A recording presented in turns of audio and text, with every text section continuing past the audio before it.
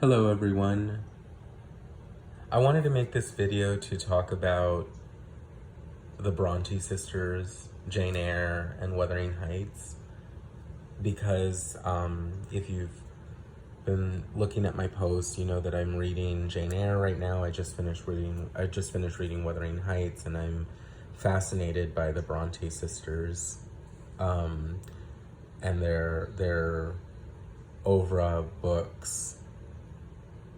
So without further ado, let's talk about these recent book acquisitions that I've managed to come across that I'm really excited about as a means of helping me delve deeper into the text of these canonical works. The first book, as you can see here, this is my reading copy. I call it my reading copy because it's just a trade back edition of Jane Eyre, and it's durable. There's nothing really fancy about it. It's just a nice presentation of the text of Jane Eyre, and it's something that I can just carry with me if I'm going out somewhere. Not that I'm going out many places during this pandemic, but if I'm going outside or going to a park or driving in my car, I can just grab it and take it with me, and it's very durable in that sense. So this is my reading copy. It's what I'm currently, it's how I'm currently reading Jane Eyre.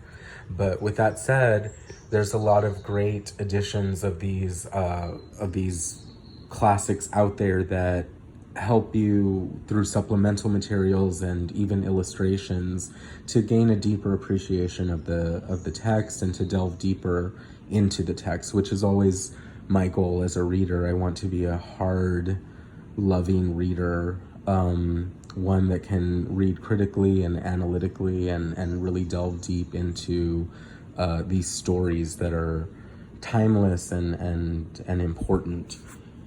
So with that said, the first thing I want to talk about is something that I've taken a habit to doing, or made a habit of doing, which is taking notes as I read.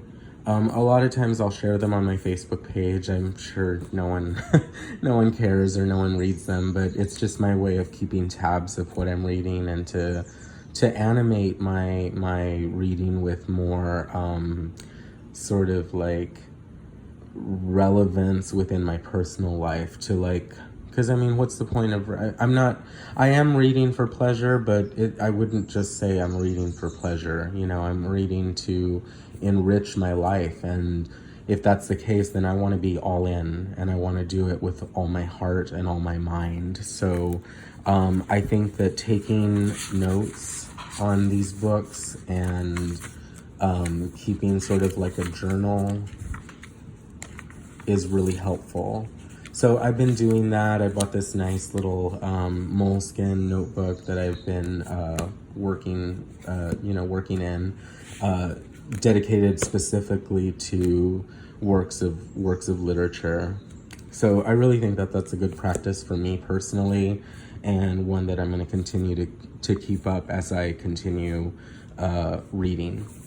So I've been writing a lot in here. The other thing I wanted to talk about was these great editions that I've recently found, my recent acquisitions.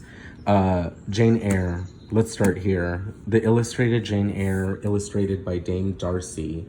Dame Darcy is this self-proclaimed neo-Victorian artist and illustrator, and you see she's pictured here, and it's just a perfect sensibility for this type of like Gothic literature.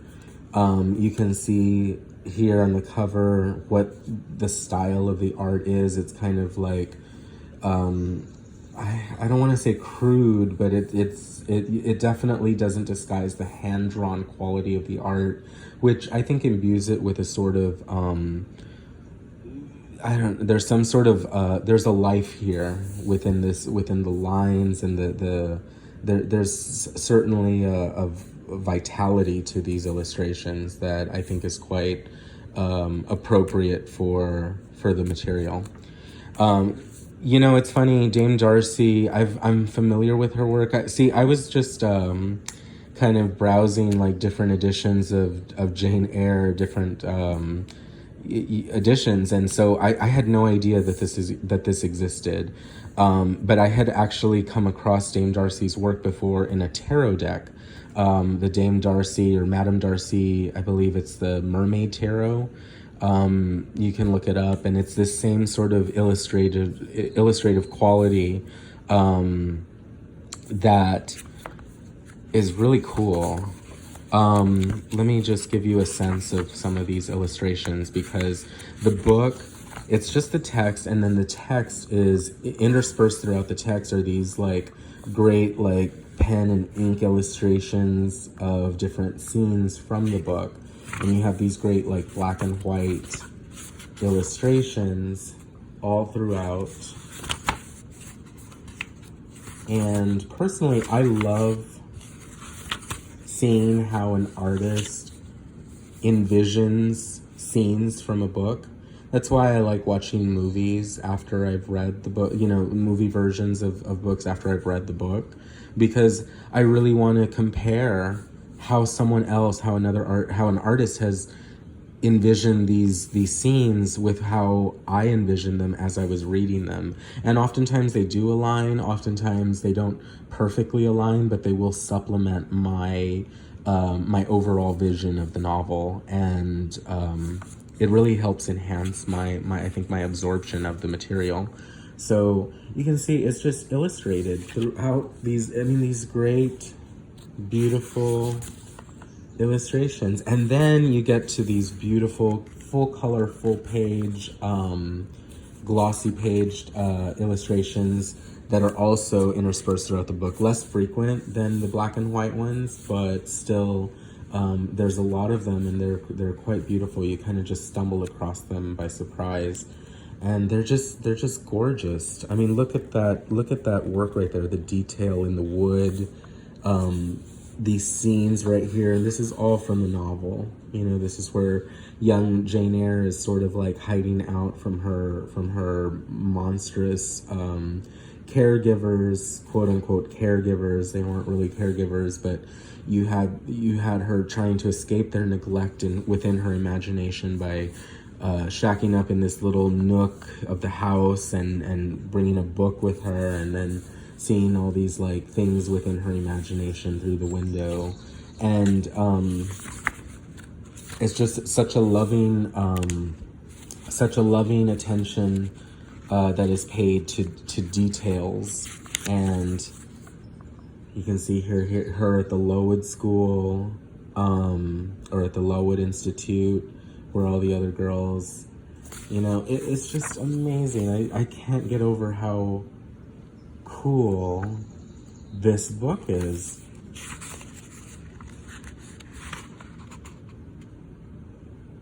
Gorgeous. Just absolutely gorgeous. Look at that. Amazing. Just amazing. So I am so excited about this. I'm not reading out of this book because I really don't want to like I said, I don't feel like this is quite as durable as I'd like, and I want to preserve this as much as I can. It's a used book, but I really want to like keep it and have it in my collection permanently. So rather than read out of this, what I'm doing is I'm reading out of my other copy, and then once I finish a chapter, I'll review the chapter in here to see the illustrations that accompany it. So I'm so excited about this, really, really excited. I'm so glad I found it. The other thing I wanted to talk about was this book, which I came across, Secret History of Jane Eyre, How Charlotte Brontë Wrote Her Masterpiece.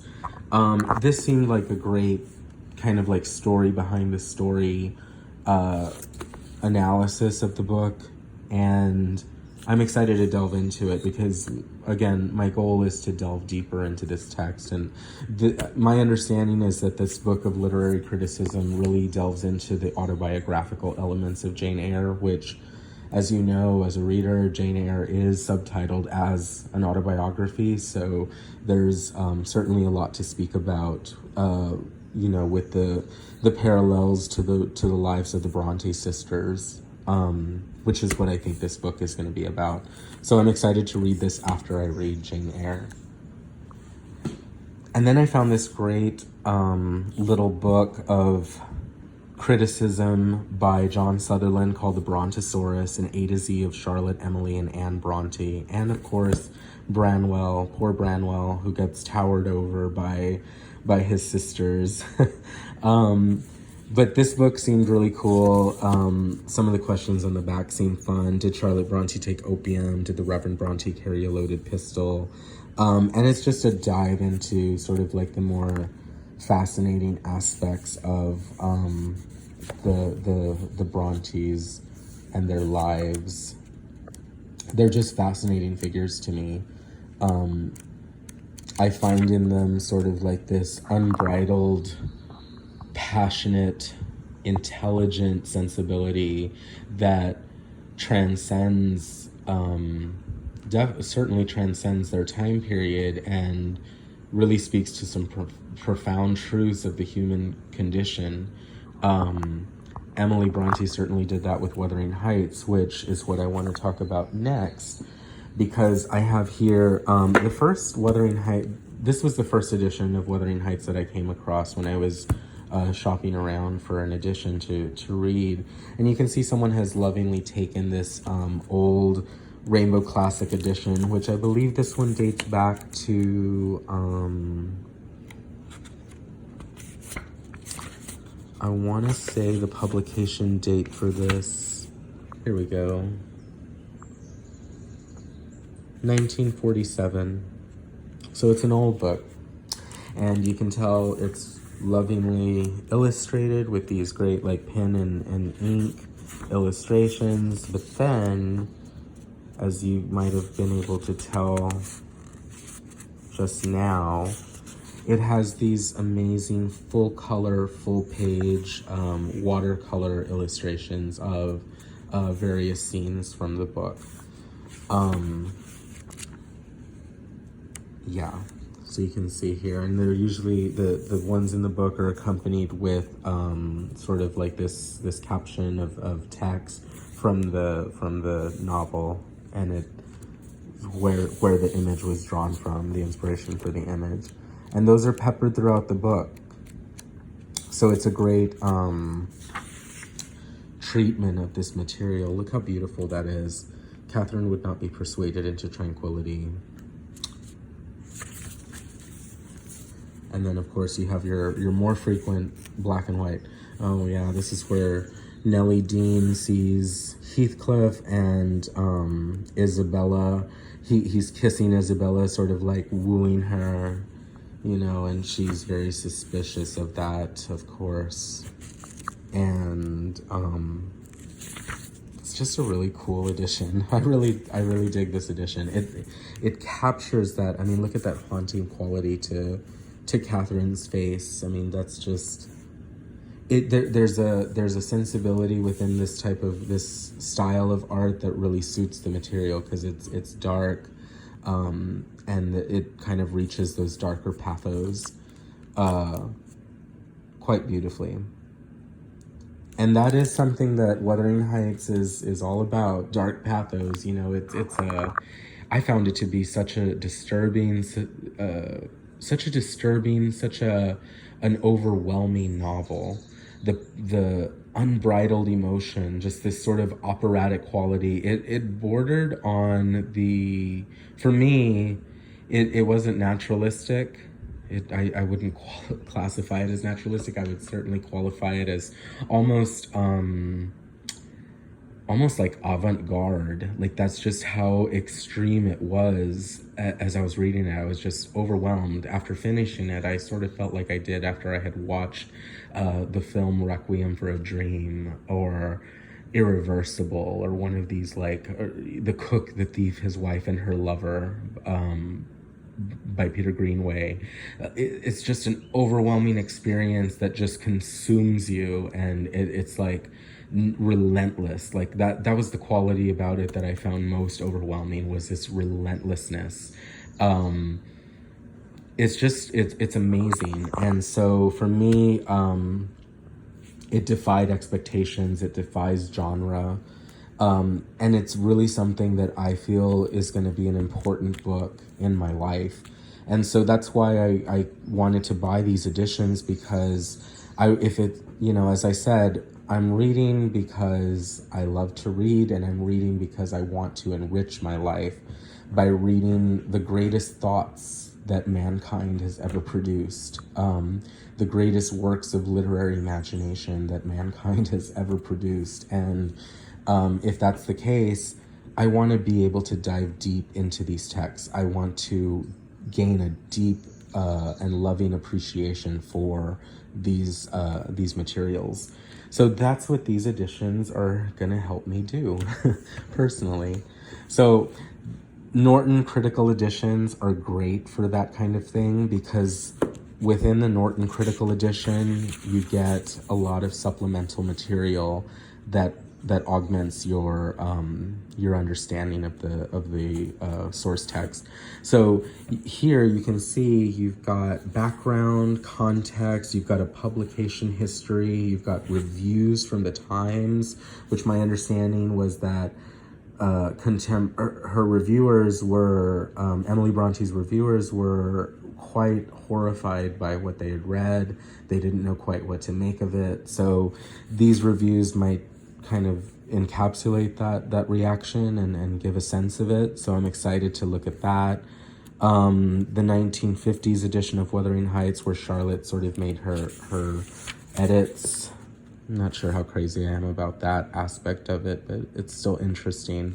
And then you've got poems by Emily Bronte, criticism, Emily Bronte's Bible of Hell, Wuthering Heights, The Romantic Ascent, Sympathy for the Devil, The Problem of Heathcliff, and film versions of Wuthering Heights.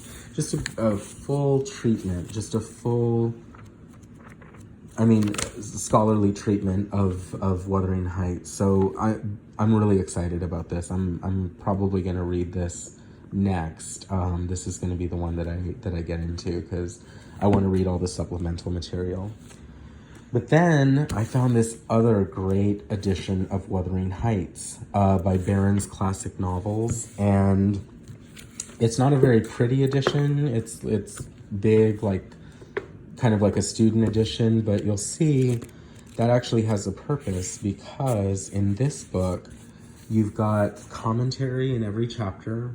You've got these nice little footnotes to kind of supplement the text. And then peppered throughout you have illustrations, these great pen and ink illustrations. And then you've got this big block of empty space at the bottom, presumably to take notes in. This is almost like this is like a student study copy, but it's illustrated throughout the whole thing, and these great illustrations of Wuthering Heights. I mean, look how great that is. Flipping through here, you can tell there's quite a bit. There's quite a lot of illustrations in here. And like I said, these footnotes and the commentary at the beginning are great. But the other thing is that at the end of the novel, you have a study guide that is really cool. You have a study guide where it gives you some background information, and then a breakdown of the plot. And then you've got these amazing questions, which I haven't really read through the questions, but just the fact that there are questions for every chapter just kind of warms my heart, because I really want to look through them and see how well I can answer them after I finish rereading it. Or maybe as I'm reading it, I can refer chapter by chapter, to these questions to see how does Linton develop in Heathcliff's care? What are the signs that confirm what Ellen has told us about Catherine's mental state after her recent illness? Oh boy. Is it the fact that she was banging her head on the sofa, like on the wooden part of the sofa, just banging her head, or starving herself, the fact that she was starving herself to death? Jesus, this book is intense. But these are great questions just from what I've seen. Could Lockwood love Kathy? What arguments could you put for and against? So awesome. The real Heathcliff. So yeah, that's the Barron's Classic Novels edition of Wuthering Heights. So yes, I just wanted to share that with you. And I'd love to know if there's any other like Brontë nerds out there that just are fascinated by these women and the body of work that they produced. If there's any Wuthering Heights fans out there that are just like, the novel smolders in my brain, and I want to know if it smolders in anyone else's brain. So please share your thoughts if you've read these books, if you love them as deeply as I do. And yeah, as always, happy reading, and thank you for watching.